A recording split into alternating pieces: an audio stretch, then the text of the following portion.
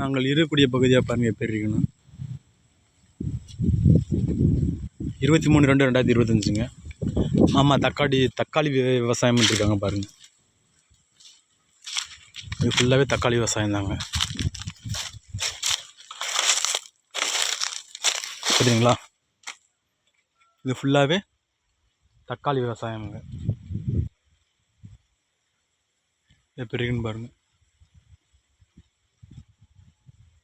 தக்காளி விவசாயம் தான் மாமா வீடு பண்ணிருக்காங்க. இருக்குங்களா?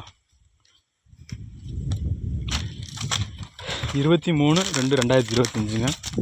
எப்படி இருக்குன்னு பாருங்க.